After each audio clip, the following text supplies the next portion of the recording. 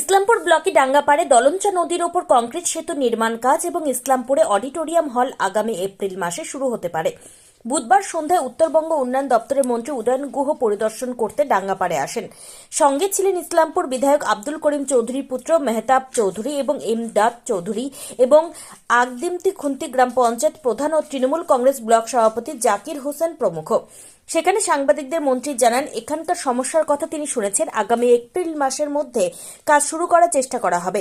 এই বিষয়ে বিধায়কের ছেলে মেহতাব চৌধুরী এবং আগদিমটি খুন্তি গ্রাম পঞ্চায়েতের প্রধান জাকির হোসেন বলেন, উত্তরবঙ্গ উন্নয়ন দপ্তর থেকে শীঘ্রই ডাঙ্গাপাড়া ব্রিজ এবং ইসলামপুর অডিটোরিয়াম হলের কাজ শুরু করার আশ্বাস মন্ত্রী দিয়েছেন।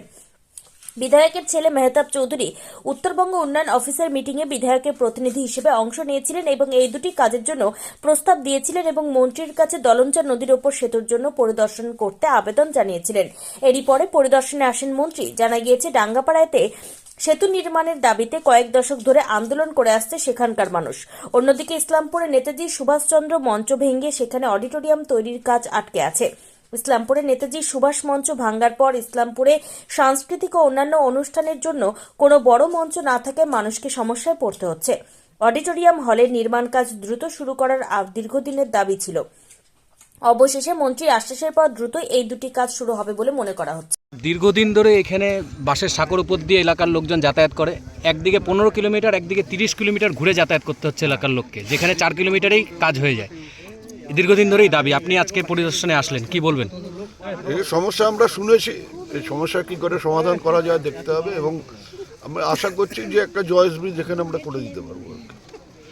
ঠিক মোটামুটি আপনার এখন অবধি যেটা আগে কি হয়েছে না হয়েছে আমি জানি না, তবে এবার আমাদের যে পরিকল্পনা আছে তাতে এপ্রিল মাসে আমরা এই কাজটাকে ধরতে পারবো বলে মনে করছি। এপ্রিল মে মাসে। ডিপিআর তো স্যার এখনো মোটামুটি তৈরি হয়নি। ডিপিআর কি হবে? ডিপিআর এর তো ব্যাপার নেই, আমাদের ইঞ্জিনিয়াররা দেখবে, দেখে ইয়ে করে তৈরি করে নেবে। ওদের তো জয়েস ব্রিজের ডিপিআর আসেই, সেই মাপে এটাকে করবে। ঠিক আছে, থ্যাংকস। কালকে একটা বিধায়কের সঙ্গে মন্ত্রী সাহেবের রায়গঞ্জে একটা সার্কিট হাউসে একটা মিটিং ছিল। অল এমএলএস অ্যান্ড চেয়ারম্যানকে ডাকা হয়েছিল। তো অ্যাজ এ রিপ্রেজেন্টেটিভ এমএলএ সাহেবের আমি হয়ে গিয়েছিলাম। ওনাকে বললাম কি 10 বছর 12 বছর থেকে একটা ব্রিজ, যেটা আগে তো দুটো ব্রিজ হয়েছে এখানে যোগতাগাঁওতে আর তারপরে দাঁড়িপিঠে, ওটা আগের মিনিস্টারগুলো করেছেন, কিন্তু আপনাকেও এটা 2-3 বার রিপিটেডলি দেওয়া হয়েছে, কিন্তু যে কি কস্ট না কি জানি না, যেটা কি বারবার ডিলে হয়ে যাচ্ছে আর হচ্ছে না। তো আপনি কালকে যদি ফেরার সময় একটু দেখে নিলে একটু ভালো হতো, আর আপনাকে এটা করে দিতেই হবে। তো স্পেশালি একটা চিঠি নিয়ে এমএলএ সাহেবের আমি রিকমেন্ডেশন নিয়ে গিয়েছিলাম, যেটা থেকে দুটাই প্রপোজাল ছিল, একটা ডাঙ্গাপাড়া ব্রিজ আর একটা অডিটোরিয়াম ইসলামপুর টাউনে, যেটাকে একটা ডেমোলিশ করে দেওয়া হয়েছে। তো এই দুটা নেওয়ার জন্য ওনাদের যত সাফিসিয়েন্ট ফান্ড নাও হলে এই দুটা করে দেওয়ার জন্য আমি রিকোয়েস্ট করেছিলাম। তারপরে উনি আসার সময় এখানে ভিজিট করলেন, ভিজিট করে দেখলেন কি এটা যদি 60-70 মিটারের মধ্যে থাকে আর ল্যান্ডের কোনো প্রবলেম না থাকলে, তো ল্যান্ড ওনারকেও দেখা দিলাম কি এনারা 1 একরের মতন জমি দিয়েছে অ্যাপ্রোচিং রোডের জন্য, ওটা আলাদা স্কিম করে করবেন। আর ডাঙ্গাপাড়া ব্রিজটা 71 to 75 মিটারের মধ্যে হবে। তো উনি দেখে বললেন কি না তাহলে আমরা এটা করে দিতে পারবো। আর উনি আশা দিয়েছেন কি মার্চ এপ্রিল না হলে জুলাই মধ্যে আমরা ওয়ার্ক অর্ডার এটা, আর সঙ্গে সঙ্গে ইসলামপুর টাউনের অডিটোরিয়ামটাও ওয়ার্ক অর্ডার অবধি করে দিতে পারবো। দুটোর মোটামুটি প্রজেক্ট কস্ট কত দেখা? এটা 7, 7.5 কোটি 8 কোটি এটা হতে পারে, আর 5 কোটি 8-5 13 কোটি 13 কোটির মতন ওনারা এবার 1 বছরের দিদি আর অন্য আমরা কোনো স্কিমে দেবো না, এটাও বলা হলো। এই দুটাই এখন আপাতত আমাদেরকে লাগবে। ছোট রাস্তা 1 কিলোমিটার 1.5 কিলোমিটারের রাস্তা যতগুলো আমরা করা দিতে পেরেছি এই 2021 থেকে 2024 অবধি 16 কোটি টাকার মতন রাস্তা করা হয়েছে, যেটা আমাদের এমএলএ সাহেব থেকে ফান্ডের থেকেই স্কিম থেকেই আমরা করেছি। 8.5 কোটি টাকা, তারপরে 9.5 কোটি টাকা, 16 কোটি টাকার মতন কাজ হয়েছে অলরেডি টাউনে, ব্লকে, সব জায়গায় রাস্তা। কিন্তু একা ব্রিজটারের জন্য 7 কোটি টাকা একবারে দেওয়ার মতন ওনার প্রবলেম মানে সিস্টেমে ছিল বোধহয়। কিন্তু এইবার বললাম কি এই এখন থেকে 26 অবধি আমরা যে কোনো স্কিম আমরা আর দেবো না, কিন্তু এই ডাঙ্গাপাড়া ব্রিজ আর অডিটোরিয়ামটা যত টাকা হোক, 12 কোটি হোক 13 কোটি হোক, এবার আপনি এই ফিনান্সিয়াল ইয়ারে এই দুটাই আপনি টেক আপ করেন।